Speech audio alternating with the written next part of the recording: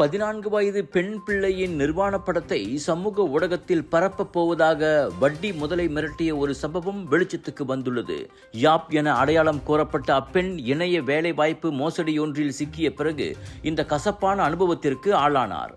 பகுதி நேர வேலை வாய்ப்பு என வாட்ஸ்அப்பில் வந்த விளம்பரத்தால் கவரப்பட்டவர் ஒரு டெலிகிராம் குழுவில் சேர்க்கப்பட்டார். வேலையை தொடங்க 30 ரிங்கிட்டை செலுத்தியவருக்கு 2 வேலைகளை முடித்துக் கொடுத்ததும் கமிஷனாக 60 ரிங்கிட் கொடுக்கப்பட்டது. எனினும் 3வது கொடுக்கப்பட்ட வேலையில் அவர் தவறு செய்ததாகவும் மேலும் தொடர வேண்டும் என்றால் 500 ரிங்கிட் கட்ட வேண்டும் என்றும் கூறப்பட்டது.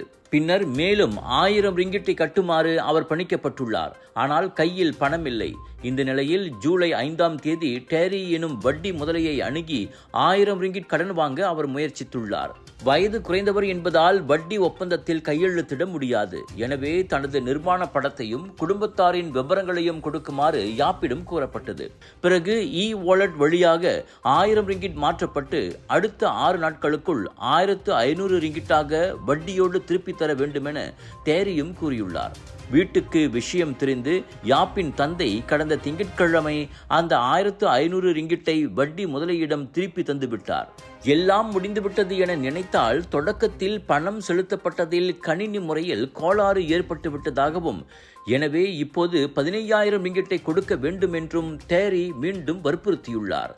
கேட்ட பணத்தை கொடுக்கவில்லை என்றால் யாப்பின் நிர்வாண படத்தை வைரலாக்கப் போவதாக டேரி மிரட்டியதால் யாப்பின் குடும்பம் போலீசில் புகார் செய்தது.